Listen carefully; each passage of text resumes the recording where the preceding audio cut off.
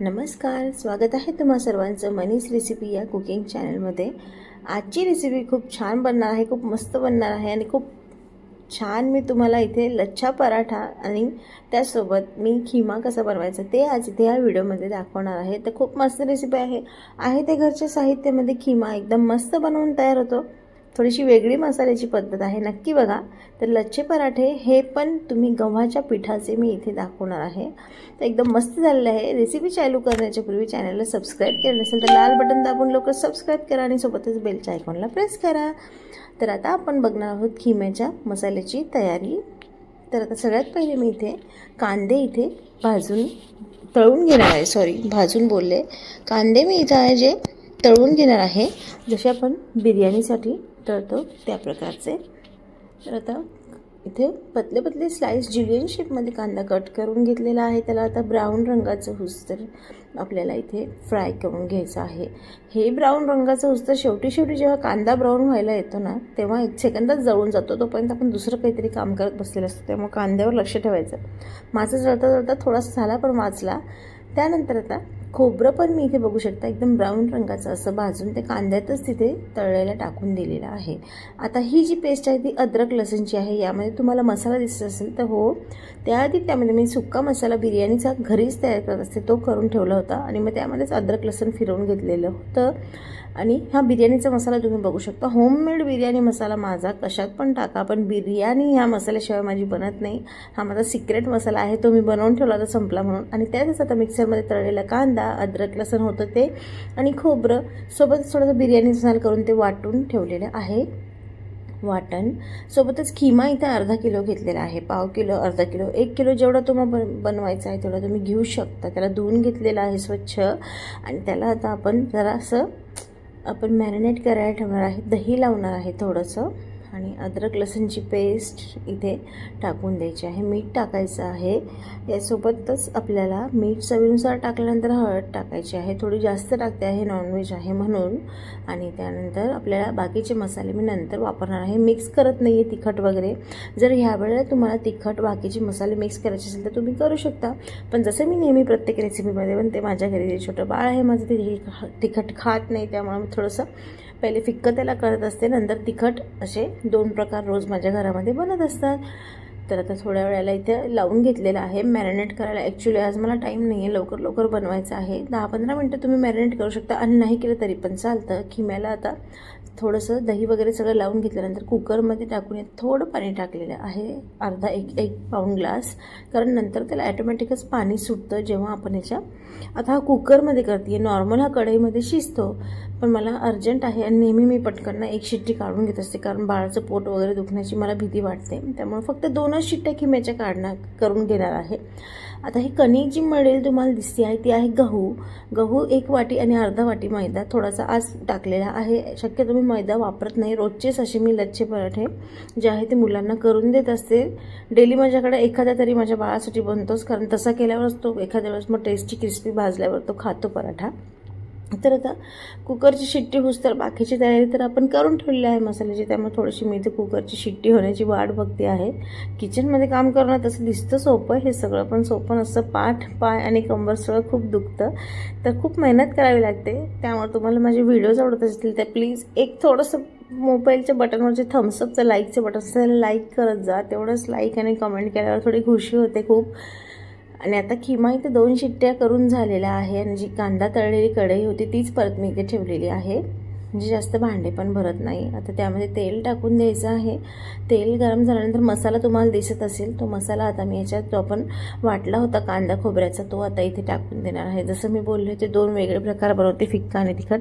बाजूच्या पॅनमध्ये मी बाळासाठी बनवणार आहे, त्यात थोडं तेल टाकलं होतं, पण मग मसाला मी असं एकाच ह्याच्यात पहिले फ्राय करून घेत असते आणि मग तिखट टाकण्याच्या पहिले मी बाळासाठी वेगळं काढून ठेवत असते। त्यामुळे तुमच्या घरी पण तुम्हाला काम सोपं करायचं असेल तर ही पद्धत तुम्ही फॉलो करा, नक्की तुम्हाला काम सोपं जाईल।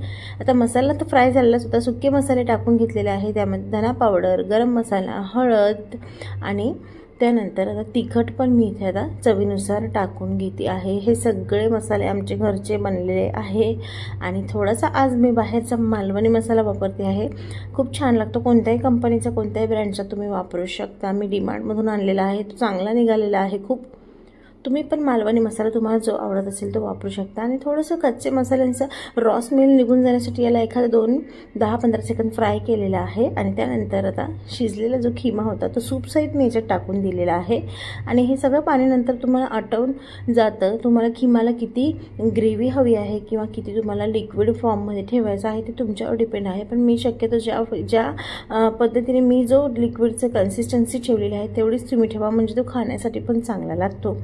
तर थोडंसं पाणी टाकलेलं आहे मी इथे, याला शिजल्यानंतर एकदम कलर सुटणार आहे चांगला। तर बघू शकता 5 ते 10 मिनटं मुद्दामूनच मी शिजवलेलं आहे। थोडंसं पाणी मला नंतर ह्या थोडंसं अजून कन्सिस्टन्सी अशा प्रकारची हवी होती, त्यामुळे मी इथे हा शिजवून घेतलेला आहे आणि मस्त असा खिमा बनवून तयार झालेला आहे। तुम्ही बघितलं किती कमी मसाले वाढले, आपण फक्त कांदा खोबरं अद्रक लसूण नॉर्मल मसाल्याच्या डब्यातले मसाले वापरून तुम्हाला वाटणार नाही, पण याची टेस्ट एकदम सुपर से उपर होते। ते नक्की करून बघा, बरेचसे केलेल्या ओनियनचा फ्लेवर वेगळाच लागतो, त्यामुळे त्या प्रकारे तुम्ही नक्की मसाला करून बघा। त्याच प्रकारची मी ही अशी अंड्याची पण बिर्याणी टाकलेली आहे, या प्रकारचा मसाला करून ती पण तुम्ही नक्की चॅनलवर जाऊन बघा। आणि आता पराठे बनवायला आपण चालू करूया। कणिक पण छान भिजलेलं आहे। जेव्हा कधी पण तुम्ही किचनमध्ये कामाला लागतात तेव्हा सगळ्यात पहिले तुम्हाला काय काम करायचं आहे की कणिक मळून ठेवायची आहे, म्हणजे ती चांगली भिजते आणि मग त्याच्या काठाची लाटताना फाटत नाही, चपात्या वगैरे व्यवस्थित बनतात। आज तरी मैद्याच्या आहेत पण गव्हाच्या पिठाच्या बनवतात, त्यासाठी सांगते आहे। आणि जे नवशिकू आहे किचनमध्ये नवीनच काम करतात त्यांच्यासाठी स्पेशली या टिप्स काही सांगते आहे मी। आता पराठ्यातला कणकेतला एक पोर्शन घेऊन त्याचा नॉर्मल मी इथे पराठा लाटून घेतलेला आहे। नॉर्मली साईज थोडीशी पराठ्याची जाड ठेवावी लागते। त्यानंतर त्याला चिरा सगळ्या पाडून घेणार आहे। आता ह्यावेळेला तुम्ही कलोंजी, याच्यावर तुम्ही जे नान वगैरे भेटतात ना बाहेर, त्यावर तुम्ही कलोंजी कोथिंबीर वगैरे ॲड करू शकता, ते मी तुम्हाला दाखवते। मी कलोंजी नाही पण मी कोथिंबीर ॲड केलेली आहे। कोथिंबीर कशात पण छान लागते, मला फार आवडते। आणि कट केल्यानंतर मी आता याला फोल्ड करून रोल करून त्याला आता लच्छे बनलेले आहे ते आता मी इथे लाटणार आहे। तुम्हाला मी आता दोन्ही प्रकार इथे 2 करून दाखवणार आहे। एक तुम्ही त्याच्यावर टॉपिंग तुम्ही गार्लिकची पण, गार्लिक नान, त्यानंतर कलोंजीवालं नान, कोथिंबीर कोरिएंडर नान, असे तुम्ही व्हेरिएशन्स त्याच्यामध्ये करू शकता जे तुम्हाला हवं असेल ते। आता मी पराठा बटरमध्ये भाजून घेणार आहे, कारण आज मेनू असा आहे की त्यात तूप जास्त चांगलं काम नाही करणार, बटर जास्त चांगलं जाईल या पराठ्यावर खिमासोबत, त्यामुळे मी बटरमध्ये हा पराठा आता व्यवस्थित इथे भाजून घेते आहे। आणि हा पराठा मी तुम्हाला परत दुसरा एक व्यवस्थित जवळून पण व्हिडिओ इथे पराठ्याचा दाखवणार आहे। हा मी नॉर्मल पराठा करून घेतलेला आहे माझ्या बाळासाठी, कारण त्याला कोथिंबीर वगैरे पण आवडत नाही। मग नंतरच्या पराठ्यांमध्ये मी कोथिंबीर टाकणार आहे। पराठ्याचा कलर बघू शकता, टेक्स्चर कलर घरच्या मुलांना शक्यतो गरम जेवण देत जा। ज्यांना जे लोक शक्यतो आजकाल खूप बाहेरचे पिझ्झा बर्गर मी बघते खातात, बिलकुल चांगलं नसतं ते। तुम्हाला एकदा तुम्ही करायला लागले की तुम्हाला थोडंसं जेवणामध्ये मुलांना खाऊ घालण्यात इंटरेस्ट येईल। नक्की करून बघा, घरचं जेवण जास्त बेटर असतं बाहेरच्यापेक्षा। ही गोष्टी तुम्हाला कशी वाटली ते कमेंट करून नक्की सांगा, कारण मग आपली फॅमिलीलाच आपण व्यवस्थित खाऊ घातलं तर सगळेजण मग घरामध्ये व्यवस्थित हेल्दी राहतात। आजकाल तर बाहेरच्या पदार्थांमध्ये भरपूर मिक्स केलेलं असते भेसळ, त्यामुळे। तर आता दुसरा प्रकार मी तुम्हाला दाखवते आहे। थोडीशी कोथिंबीर टाकून घेतलेली आहे आणि त्याला मी आता फिक्स करण्यासाठी परत एकदा त्याच्यावर बेलनं फिरवून घेतलेलं आहे। थोडं तेल मी आता याच्यावर टाकून घेतलेलं आहे आणि पूर्ण चपाती जी लाटून घेतलेली त्याला आता असे स्लाइसेस कट करते आहे। बरं, ही पराठे आज मी मैदा टाकून केलेला आहे। रोजचे जे मी माझे असा पराठा एक माझ्या घरात रोज माझ्या बाळाला बनतोच, त्यामुळे मी हे पराठे लच्छे बघू शकता किती मस्त पडलेले आहे। या प्रकारची गव्हाची मी रोज एक पोळी करतच असते आणि मग नाही काही आवडलं तर सॉससोबत हा तूप मीठ पराठा असा म्हणून खाऊन टाकतात मग मुलं। तुम्ही पण तुमच्या मुलांना टिफिनला वगैरे तुम्ही करून देऊ शकता, एकदम चांगलं आहे।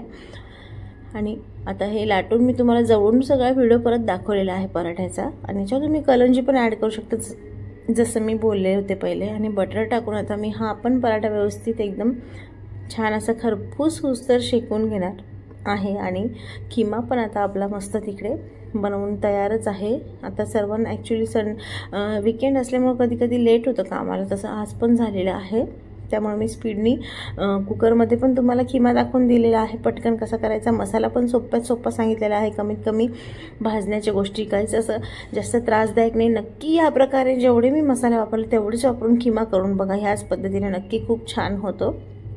आणि सगळीकडून आता व्यवस्थित बारीक गॅसवर चमच्याने ना दाबून दाबून शेकलं म्हणजे पराठा नीट शेकला जातो. रोजची चपाती पण तुम्ही असं दाबून शेकली तर व्यवस्थित ती शेकल्या जाते आतपर्यंत. कलर टेक्स्चर बघू शकता. हॉटेलचं जेवण पण तुम्ही आवडणार नाही तुम्हाला जेव्हा तुम्ही अशा पद्धतीचे जेवण घरीच बनवायला लागाल तेव्हा. तर आता पराठा पण तयार आहे, किमा तयार आहे. लेयर्स बघा तुम्ही किती मस्त पडले आहे. वाटतोय का बाहेर आणि हॉटेलच्या पराठ्यापेक्षा पण छान एकदम तंदूर तरी रोट्या कडक पडतात. आणि कलर किम्याचा पण बघू शकता आता अजून छान आलेला आहे.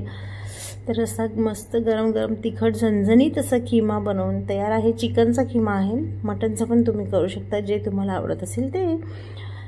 तर आता किमा इथे सर्व करून घेऊया गरम गरम. खूप मस्त बनलेला आहे. फ्लेवर असा घरामध्ये पूर्ण घमघमाट सुटलेला आहे असा. तर वाट बघू नका, जा पटकन करा. आणि आत्तापर्यंत रेसिपी आवडली असेल तर रेसिपीला आणि मेहनतीला दोघांना एक लाईक कमेंट शेअर करा यार. खूप इन्स्पायर होतं तुमचे लाईक शेअरने, अजून व्हिडिओज टाकण्याची इच्छा होते. त्यानंतर आता एवढी सगळी डिश बनवल्या तर थोडीशी प्लेटिंग तर झालीच पाहिजे. प्लेटिंग केल्याशिवाय मजा येत नाही. त्यामुळे थोडंसं कोथिंबीर वगैरे टाकून कांदे ठेवले आहे आणि मस्त आता गरम गरम खिमा आणि लच्छे पराठे आम्ही खाणार आहोत. तुम्हीच ॲक्च्युली मुंबई साईडला इथे किमा पाव कशासोबत पण पाव जास्त खातात, पण पाव टाळायचे, बेकरी प्रोडक्ट टाळायचे असतील तर ह्या प्रकारचे पराठे तुम्ही घरीच करून खा. तर आता मी तर इथे टेस्ट करणार आहे. मुलांना पण भूक लागली आहे, त्यांना पण खाऊ घालायचं आहे. तर आता मी इथे व्हिडिओ पटपट तुम्हाला टेस्ट करून दाखवते आणि संपवते. तर जा तुम्ही पण वाट कसली बघताय. मस्त ही डिश करा आणि खा, एन्जॉय करा. घरचे तर खुश होतीलच आणि तुम्हाला पण मग सगळ्यांनी ॲप्रिशिएट केल्यावर मग छान वाटतं अजून छान छान करायला. तर आता लेयर्स बघू शकता पराठ्याचे. मी इथे खिमा खाल्लेला आहे, खूप मस्त झालेला आहे आणि टेस्ट पण त्याची खूप छान झालेली आहे. लिंबू असेल तर लिंबू पण तुम्हाला आवडत असेल तर पिळून तुम्ही खाऊ शकता. याच्यासोबत सॅलड बनवू शकता. हवं असेल तर दुसरं तुम्हाला जे आवडत असेल ते. तर आता ही रेसिपी तुम्ही नक्की ट्राय करा. तोपर्यंत आता उन्हाळा येतो आहे आणि समर स्पेशल म्हणून मनीष रेसिपी हे चॅनल जास्त ओळखलं गेलेलं आहे समर. तर आता उन्हाळ्याच्या रेसिपीज मी घेऊन येणार आहे परत ज्या होईल त्या. तोपर्यंत बाकीचे तुम्ही रेसिपीज बघितल्या नसतील तर उन्हाळ्या स्पेशलमध्ये बिबड्या ह्या मनीष रेसिपी या सगळ्यात पहिले यूट्यूबला पडलेल्या आहे. गुगलवर तुम्ही सर्च करू शकता. आणि मला खूप अभिमान वाटतो की आपल्या ट्रेडिशनल पारंपरिक रेसिपी माझ्या मम्मीच्या आईच्याद्वारे मी तुमच्यापर्यंत पोहोचवते आहे. अजून पण छान छान खूप रेसिपी घेऊन येणार आहे. ॲक्च्युली मला काही गोष्टी भेटत नाही, खूप वर्षांपासून लोकांच्या कमेंट येत आहे, त्या मी यावेळेस उन्हाळ्यांमध्ये शोधण्याचा प्रयत्न करणार आहे.